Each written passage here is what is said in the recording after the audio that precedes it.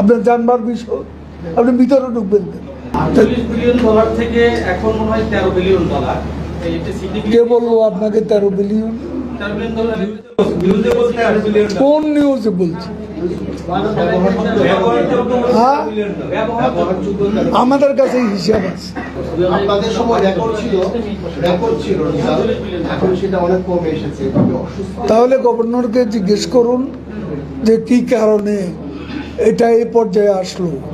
আমরা তো এটা জানি না। আমরা জানি যে 19 থেকে $20 বিলিয়ন এর মধ্যেই ঘুরপাক। পৃথিবীর কোন দেশের সেন্ট্রাল ব্যাংকে ঢুকতে পারছে অবাধে? কোন দেশে?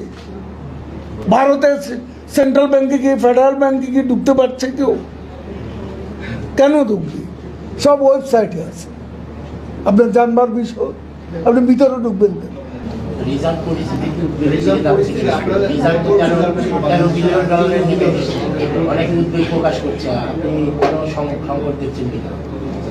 কয় বিলিয়ন ডলার নিয়ে আমরা স্বাধীনতার পর যাত্রা শুরু করেছি।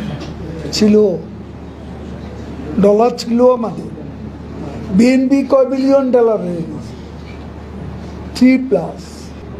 তাহলে এখন 19-20 আছে, এটি কম নাকি? আরো বাড়তেও পারে, কারণ আমাদের রপ্তানি, এখন আমাদের রপ্তানি আয় বাড়ছে, আমাদের রেমিটেন্সও বাড়ছে।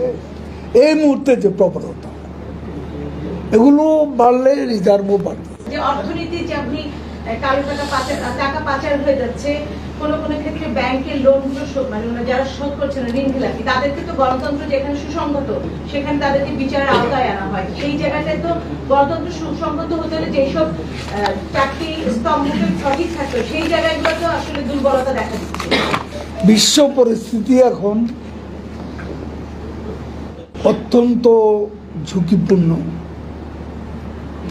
অর্থনৈতিক সংকট, যুদ্ধজনিত কারণে আজকে মধ্যপ্রাচ্য, সুদান, ইউক্রেন, আমাদের প্রতিবেশী দেশ মিয়ানমার, সেখানে এথনিক কমিউনিটির সাথে সামরিক সরকারের সেখানে প্রায়শই তাদের মধ্যে কনফ্লিক্ট হচ্ছে, যুদ্ধ হচ্ছে। এই পরিস্থিতিতে টিকে থাকাটাই কঠিন। অর্থনীতির ব্যাপারটা খুবই জটিল বিষয়। এখানে এই যে নতুন পরিস্থিতির সাথে অ্যাকোমোডেশন, অ্যাডজাস্টমেন্ট করা, এতে অনেক সময় ওঠানামা করতে পারে। তো সেটা স্থিতিতেও আসবে। এই ওঠানামা করার মধ্য দিয়ে আন্তরিকভাবে যদি সরকার সচেষ্ট হয়, তাহলে এই পরিস্থিতির মধ্যে অ্যাকোমোডেট করার মতো পরিস্থিতি আমরা সৃষ্টি করতে পারি। এবং সে ব্যাপারে আমাদের চেষ্টার, সরকারের চেষ্টার, বিশেষ করে প্রধানমন্ত্রী শেখ হাসিনা এই কাজগুলো প্রতিনিয়তই তিনি করে যাচ্ছেন সংশ্লিষ্ট সবাইকে নিয়ে। বিশ্ব যখন এই পরিস্থিতি আছে, আপনারাই বলছেন, সেই ক্ষেত্রে একসাথে একেবারে $60 বৃদ্ধি ডলার দাম, সেই প্রভাব কি আমাদের যে নিত্য প্রয়োজনীয় জিনিস বা আমাদের যে সাধারণ মানুষ যে করছে, এই বিষয়ে আপনি কি বলবেন? এটা অর্থনীতির বিষয়। এখানে বাংলাদেশ ব্যাংকের গভর্নর যুক্তি দিয়ে বলেছে, অর্থ মন্ত্রণালয় থেকেও বলছে এই $60 বৃদ্ধিটা প্রয়োজন ছিল। এখানে মুদ্রাস্ফীতি একটা ফ্যাক্টর, মূল্যস্ফীতি একটা ফ্যাক্টর, ডলারের মূল্যবৃদ্ধি, এটাকে অ্যাডজাস্টমেন্ট করার জন্য এই $60 বৃদ্ধি করা হয়েছে। এটা অন্য কোনো উদ্দেশ্য নয়। এতে যে খুব একটা প্রভাব পড়বে তা নয়। আর বাজার পরিস্থিতি ওঠানামা করে, এটা ওঠানামা করবে। বর্তমান পরিস্থিতিতে আরও বেশি করে এই প্রবণতা দৃশ্যমান হবে। তবে আমি বিশ্বাস করি আন্তরিকতা থাকলে, আন্তরিকভাবে চেষ্টা করলে সব পরিস্থিতিকে সহনীয় করে রাখা যাবে।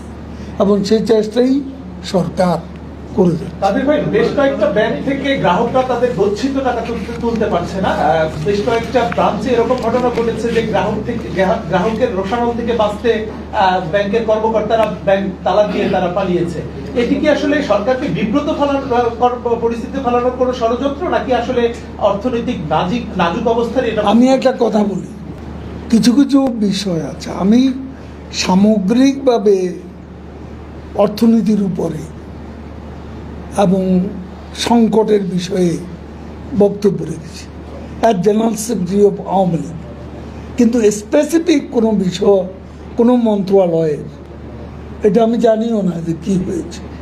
আপনি বিষয়টা সংশ্লিষ্ট মন্ত্রণালয়ের মন্ত্রীকে জিজ্ঞেস করুন অথবা বাংলাদেশ ব্যাংকের গভর্নরকে জিজ্ঞেস করুন, এটা তাদেরই উত্তর দেওয়া।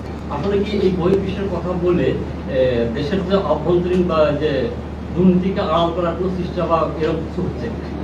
আপনি বলেন কোথায় দুর্নীতি হচ্ছে?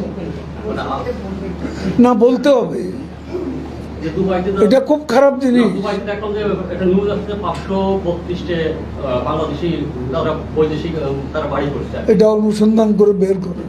তো কোকো আর বা তারেকের অর্থ পাচারের কাহিনী কি জানেন না?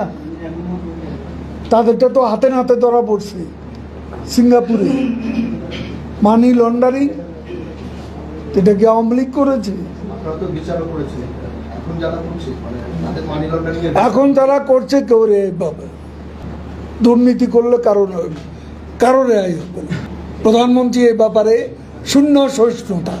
বিএনপি ভারত বিরোধিতার বিষয়টি তারা পুনর্বিবেচনা করে দেখছে, বিরোধিতা না করে মধ্যপন্থা অবলম্বন করা যায় কি না।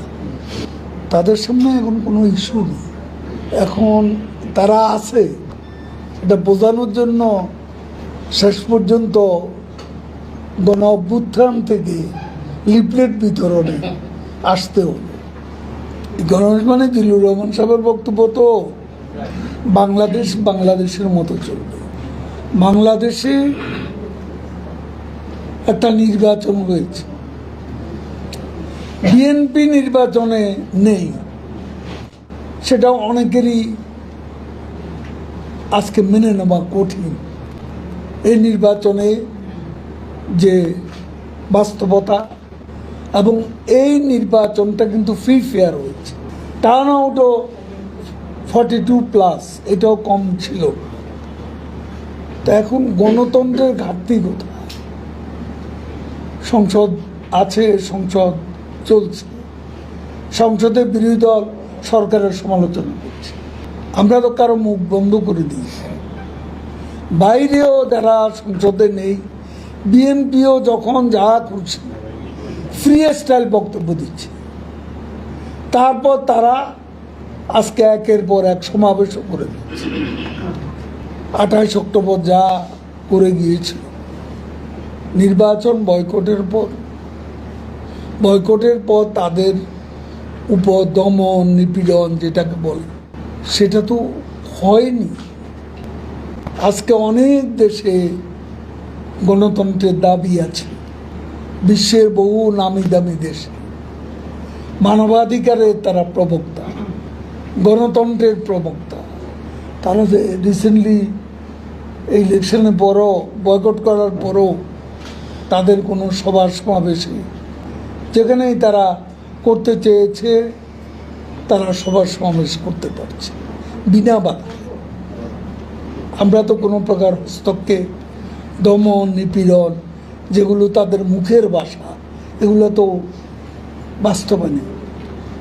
এখন আপনি বলেন আমার গণতন্ত্রের ঘাটতি, আমি যদি বলি গণতন্ত্রে আমরা অনেক দেশের তুলনায় সারপ্লাসে আছি।